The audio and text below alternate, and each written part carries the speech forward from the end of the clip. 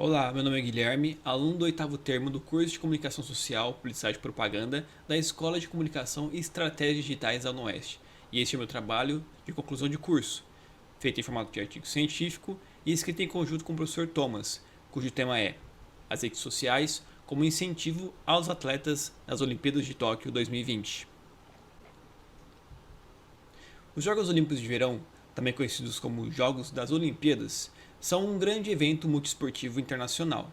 É realizado uma vez a cada 4 anos, mas a sua 32ª edição, que ocorreu em Tóquio, no Japão, precisou ser adiada por causa da pandemia do novo coronavírus, Covid-19, uma doença infecciosa que atingiu o mundo todo e causou grandes incertezas a respeito de sua realização.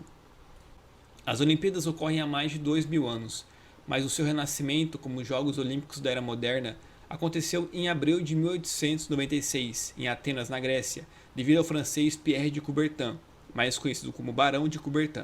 Foi ele o responsável por colocar no papel os ideais do olimpismo como um estilo de vida, mas esse idealismo acabou sendo marcado por diversas polêmicas e acontecimentos. Um dos assuntos mais questionados é a dos patrocinadores, em especial quando se trata dos atletas brasileiros. Em Tóquio, só pouco mais da metade dos nossos atletas tinha patrocínio. De 303 brasileiros enviados, 131 não tiveram patrocínio algum, 36 realizaram permutas, 41 fizeram vaquinhas para arrecadar dinheiro e 33 conciliaram o esporte com outros empregos. É uma realidade vivenciada por muitos esportistas brasileiros. A exemplo do atleta de decathlon Jefferson de Carvalho Santos, que em vez de treinar em 2 períodos e descansar no terceiro para se recuperar para o dia seguinte, faz todos os treinos pela manhã. À tarde e à noite, ele trabalha como motorista de aplicativo. O Brasil classificou 162 atletas a menos que a edição anterior de 2016, que foi realizada aqui no Brasil. Segundo o professor Dr. Ari José Rocco Júnior, da Escola de Educação Física e Esporte da Universidade de São Paulo, o que falta no Brasil é uma política para a massificação do esporte, que poderia acontecer do ponto de vista social ou educacional. Nos Estados Unidos, eles têm um modelo deles, atrelado às universidades. Na Dinamarca, o esporte opera mais pela qualidade de vida. Na China, o investimento pesado é uma forma de se posicionar no cenário geopolítico. O valor investido no time Brasil foi de apenas 2 bilhões, uma queda de 47% em comparação com os Jogos do Rio de 2016, onde o Estado investiu mais de 3,2 bilhões na formação e treinamento de atletas. Portanto, o tema é uma análise do fenômeno da popularização dos atletas brasileiros nas redes sociais ao longo das Olimpíadas de Tóquio 2020, cujo problema é o cenário do marketing esportivo no Brasil, como marcas patrocinadoras e a publicidade afeta a imagem dos atletas brasileiros e quais são as questões sociais encontradas durante a pandemia do novo coronavírus. O objetivo geral é analisar a popularização dos atletas brasileiros, explorando sua visibilidade sem patrocinadores, desenvolvida através das redes sociais e da utilização do marketing esportivo como método para alavancar a sua imagem nas mídias digitais. Os objetivos específicos são pesquisar e analisar publicações pertinentes ao tema do marketing esportivo, identificar quais são as suas ferramentas e estratégias utilizadas mais efetivas, instituindo as suas técnicas e como elas podem ser executadas para levar o esportista a se destacar nas redes sociais para obter mais atenção e incentivo. Bem, a pandemia do novo coronavírus, o Covid-19, uma doença infecciosa causada pelo vírus SARS-CoV-2, nos surpreendeu e gerou dúvidas sobre a execução dos Jogos Olímpicos de Tóquio em 2020. Os primeiros casos tiveram origem em Wuhan, capital da província de Hubei, na China. As ocorrências iniciais foram relatadas para a Organização Mundial da Saúde no dia 31 de dezembro de 2019. Enquanto isso, o adiamento ocorreu no dia 24 de março de 2020, após uma conversa entre o primeiro-ministro japonês, Shinzo Abe, e o presidente do Comitê Olímpico Internacional, Thomas Bach. Contudo, não é a primeira vez que acontece algum tipo de imprevisto com as Olimpíadas, e não apenas no Japão, pois elas já foram canceladas devido à Segunda Guerra Sino-Japonesa em 1937, a Primeira Guerra Mundial, nos Jogos de 1916, e a Segunda Guerra Mundial, em 1944. Além disso, as dificuldades na realização das Olimpíadas por causa de uma pandemia global também aconteceram na Antuérpia em 1920, em meio à pandemia da gripe espanhola. De qualquer forma, a medida mais rígida durante as Olimpíadas de Tóquio 2020 foi a ausência do público. Além dos atletas, apenas a comissão técnica e a equipe organizadora foram permitidas a permanecer nas arenas e instalações de competição.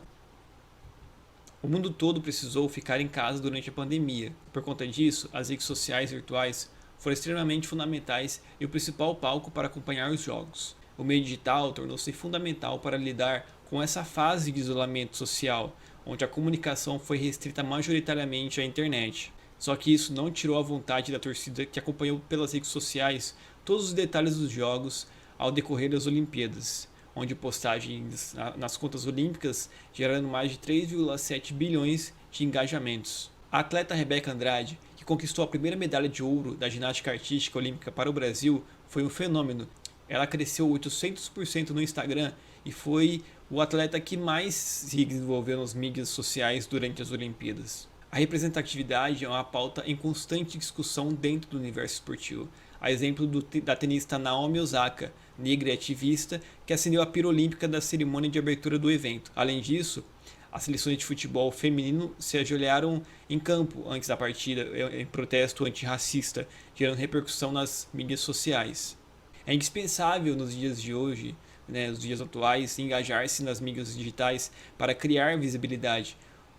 O aumento de fãs na internet pode surtir de maneira positiva para os atletas. Afinal, as mídias digitais possibilitam uma proximidade maior dos atletas com os torcedores e os olhares pelas marcas. E por falar em marcas, nós não podemos nos esquecer do marketing esportivo que usa o esporte como ferramenta de engajamento e comunicação. Nós precisamos entender que os atletas são o produto mais elementar do esporte, pois sem a sua existência e competência não haveria qualquer temática ou conteúdo relevante. Além disso, o apoio aos atletas faz parte da estratégia global de uma marca, que enxerga no esporte a conexão e o compromisso com os seus princípios de contribuição à sociedade. É o exemplo do catarinense Darlan Romani, que vocês estão vendo aí, que conquistou a torcida brasileira com seu carisma e pela sua história de superação. O atleta acabou ficando em quarto lugar no arremesso de peso, mas conseguiu outro objetivo que qualquer atleta gostaria de atingir, o reconhecimento. Com a visibilidade que conquistou na internet, o Senhor Incrível, personagem da animação da Disney, e como ele é conhecido na internet, fez parte de um comercial para o Pixar Fest. O próprio significado de engajamento é empenho em uma causa. E é exatamente isso que não só Darlan, mas todos os esportistas que se destacaram nessas Olimpíadas fizeram e continuam ecoando em seus discursos pelo Brasil, levantando bandeiras e se posicionando acerca de inúmeros assuntos tão relevantes para o nosso desenvolvimento como cidadãos e para o esporte, especialmente na questão dos patrocinadores. Na ausência de um poder público eficiente, que os patrocínios e o apoio de grandes marcas se fazem extremamente necessários para suprir essas insuficiências, empregando o marketing esportivo de forma social e menos comercial para gerar engajamento na internet. E por engajamento social, nós podemos mostrar o caso da construtora brasileira MRV, que está apostando no esporte feminino através do projeto Elas Transformam, apoiando a causa de inclusão e empoderamento feminino com apoio de 12 atletas, como mostra o vídeo a seguir.